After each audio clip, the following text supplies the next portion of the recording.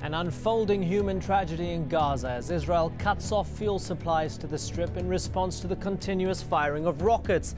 Who's to blame? Does Hamas have control over those firing rockets from the Strip? And are they using the Israeli blockade to score political points? This is Inside Story.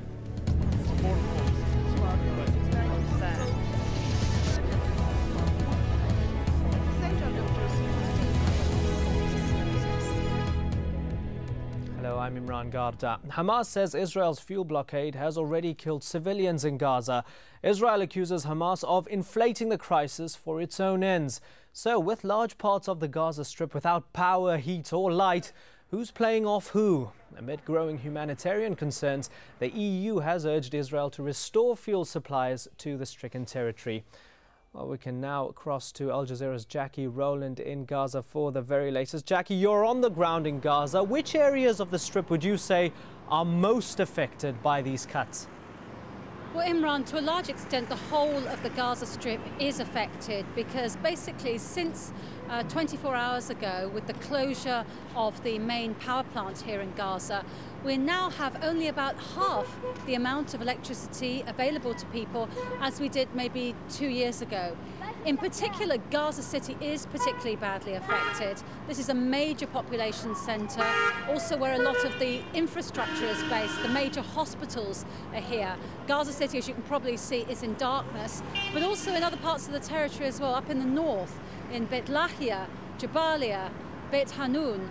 When we look out of our windows facing north from where we are in Gaza, it's complete blackness. Again, those towns in the north of Gaza, close to the border with Israel, no power at all. And as well, Imran, I should point out in particular the crisis with water now. The fact that we don't have electricity going to pump stations and sewage plants is threatening, people are warning, a major public health crisis. At the moment, 40% of the people in Gaza, that's more than 500,000 people, are without running water in their homes. And if fuel doesn't come in soon, then this situation is just set to deteriorate. Yes, and Gazans do rely heavily on outside help for their energy supplies, don't they? It's quite a unique situation. That's right. 17% of the electricity used in Gaza actually comes from Egypt, and that's going primarily to places in the south like Khan Yunis and Rafah. They are largely dependent on Egypt, and as well, more than half of the electricity consumed in Gaza comes from the Israeli grid. Now that seems particularly bizarre, but you have to bear in mind that 18 months ago the Gaza power station was bombed by Israeli planes, reducing its power generating capacity considerably. So you have Gaza really again linked to Israel by an umbilical cord as far as electricity is concerned, and that is a supply that's quite intermittent and not entirely reliable. Yeah, let's statistically confirm this as well. But before we do that, Jackie, Israel obviously has a justification for this. What have we heard from the Israeli side recently? Israel's argument all along is that it's acting in self-defense. It's pointing to the barrage of rockets fired by Palestinian armed groups from Gaza into the nearest Israeli areas. A lot of those rockets land in the desert, but some of them do, a lot of them do land in the town of Sderot. Some of them have traveled even as far as the major southern city of Ashkelon. Now, most of those rockets have actually landed in deserted areas, but those which have landed in population areas have caused damage, injuries, have even killed a couple of people in the last year. And Israel argues that it has to defend its civilians, and that all it is doing here is trying to prevent Palestinians from firing rockets. In fact, in the last few days, Israeli officials have gone as far as to suggest that the humanitarian crisis which we're witnessing here in Gaza is in fact entirely manufactured. What we see in Gaza is a fabrication by Hamas. The fact is that 70% of the electricity to Gaza is provided by Israel through electricity cables, and this is not dependent at all on the supply of fuels. This means that Hamas again is using its citizens for propaganda purposes. It's a ploy, and it has nothing to do with reality. So it's 24 hours now, more or less, since the power plant closed. As you can see, Gaza in complete darkness, Gaza City, and really fears by people about what terrible shortages, terrible discomfort, disruption to their normal lives that they're going to be facing next. Jackie Rowland, great to talk to you once again. Thank you very much for that, live from Gaza. Well, to statistically confirm, let's take a look at where Gaza's power supply comes from. Jackie mentioned that Israel directly supplies around 60% of the electricity to Gaza, but Israel also indirectly supplies power to the Gaza Strip. Gaza's only power plant gets its fuel supply from Israel. That plant generates around a third of Gaza's power and has been shut since Saturday. Some 17% of Gaza's power comes from its neighbour, Egypt. Well, we've heard from our correspondents on the ground in Gaza. Let's take a further look at the political ramifications and humanitarian impact of the cuts.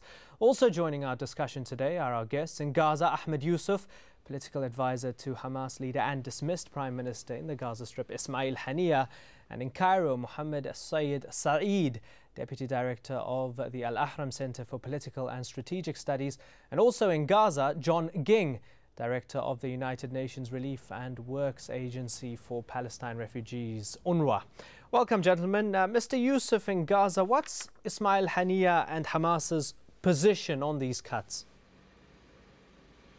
The position in Hamas that we call upon the world community to actually to break the silence and speak out against this kind of crimes against humanity which committed by the Israeli occupation forces.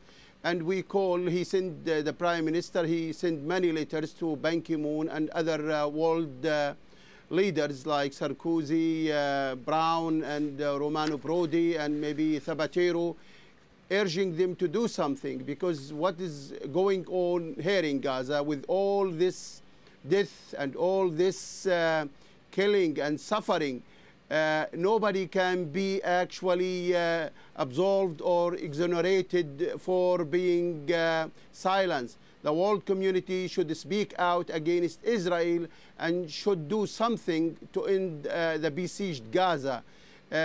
Keep silence is a crime, and everybody should be feel responsible for these crimes against the people in Gaza. John Ging, Israel says Hamas is exaggerating the situation by calling it a humanitarian crisis. You are perfectly placed to know, are they? Not at all. There's a crisis for everybody here in Gaza, and it's not just because the power plant is closed down. People here have been living under bewildering sanctions for the last 7 months. We have a shortage of everything. Human dignity has been stripped from the people here. 80,000 of them have lost their jobs. Everything is in short supply. There's just a trickle of humanitarian assistance coming into Gaza, basically keeping everything on the brink. So while we're all debating whether it's a humanitarian crisis or it's not a humanitarian crisis, people here in Gaza, the civilian population in Gaza, have been living in abject misery and hardship for a long time. And now, on top of all of that, they're in darkness. 600,000 of them here in Gaza City are in darkness and will remain in darkness until fuel supplies come into Gaza. That's what now we have to see happen. We have to see a realization of just how miserable the situation is, and also what needs to be done. We don't need exchanges of political rhetoric. What we need is action, and it starts with the protection of civilians in accordance with the laws that are laid down, the international humanitarian laws. And again, we need to take it step by step. So the borders are sealed. Nothing is coming into Gaza. The predictable consequences for that is that everything runs out. We said on Thursday, the first thing that will happen is we will run out of fuel for the power station. This is nothing of a surprise, because we ran out of fuel for the power station in August when the fuel did not come in for a few days. The power station has no reserves, and that is well known to the government of Israel, who last week made an announcement that acknowledging that there was inadequate supply to the power station to meet the needs, and that they would increase the fuel supply. Instead of increasing the fuel supply was cut off. And then, of course, in a matter of days, the power station ran out. I sent a team of engineers down to the power station today with my French deputy director to look into the tanks. They're empty. So there's no dispute. The power station cannot be reactivated unless it is supplied with fuel. The power plant team have followed the protocols for closing down the power plant when it's running out of fuel. The good news is that I'm assured that the moment fuel is re-established to the power plant, it will be up and running. So Mr. that's all that it will take. Sorry to interrupt you. How does this affect UNRWA? How do the cuts affect you? How tough is it for you to do what you do best? It affects us in every aspect of our work. We too are running out of fuel, as everybody else here in the Gaza Strip. We too have very few strategic reserves. Fortunately, we have food reserves, but now our problem is we will run out of fuel at the end of this week to distribute that food. We are running out of nylon bags. We were supposed to receive a consignment of nylon bags on Sunday so that we could pack that food. Those bags will run out by the end of the week as well, unless we can get stocks in. As I say, everything here is precariously close to collapse. And that is where we have been living for months and months. We've been living on the edge. We feel the impact of every single interruption. Let's bring in Mr. Saeed in Egypt. Mr. Saeed, you are in Egypt. Egypt had controlled Gaza for many, many years before the Israeli occupation. It shares the Rafah border with Gaza. Why doesn't Egypt sell electricity to Gaza and get money from the EU? The Israelis seem to be doing it. Well, Egypt can do this right away, I believe. It depends so much, though, on the international arrangements related to the passages to the gates to Gaza that are mostly controlled by or controlled in coordination with the international force and with Israel. So in many ways, we can do it right away by just simply plugging Gaza, station with the Egyptian grid. We do export surplus electricity to Lebanon, to Jordan, to Syria, and as you know, there is a joint Arab network or grid for electricity, and I think we can easily plug in Gaza into it, assuming, of course, that this is somehow approved by the international force as well as by Israel as a part of the whole deal on the pull-out of Gaza. Well, let's look at politics. The political leader of Hamas, Khalid Mish'al, has made an appeal to Arab states to show some sort of solidarity. We've recently heard the Arab League head Amr Moussa respond by saying that what Israel is doing is a, quote, war crime, and the Arab League wants to take this to the UN Security Council. Is it enough, and is it going to achieve anything? Well, unfortunately, going to the Security Council is not really a very promising approach, simply because the United States has consistently used the veto to blow up all Arab initiatives on resolutions condemning Israeli colonial practices or crimes against humanity or abuses of the most elementary rights of Palestinians under occupation. So the United States veto stands ready to prevent any further action by the Arab League or by the Arabs collectively or individually. The point, though, is that the United States has made it clear through statements that are absolutely biased to Israel, assuming or defending or justifying the crimes that Israel has committed throughout the past few weeks, including, of course, the use of utilities as a war weapon, phrased all this in terms of self-defense. So it has made very clear that its position is identical to Olmer's position on the use of utilities and civil infrastructure. All right, talking about self-defense, and sorry to interrupt you. I want to bring Mr. Yusuf in here. Talking about what the Israelis call self-defense, rockets. Would you say, as Hamas, are you trying to frighten Israel into some sort of ceasefire in the long run by bombarding them with rockets? Actually, as you know, we are suffering from the occupation and the sanction. And every day, the Israeli, they have their incursion, and they have the F-16 and Apache targeting the Palestinian people.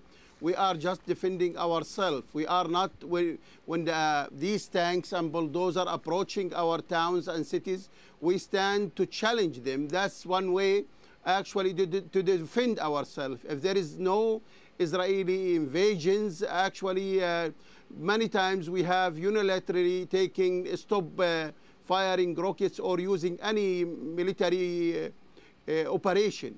But as long as there is occupation and there is daily firing rockets from the Israeli side also on the Palestinian cities and towns, we have to defend ourselves. Mr. And Yusuf, this is handmade Mr. Yusuf, rockets. sorry to interrupt you. Israel says it wants to pressure Hamas to stop the rockets being fired by all these cuts. Does Hamas actually have any control over groups like Islamic Jihad, who are known to fire these rockets into towns like Sderot?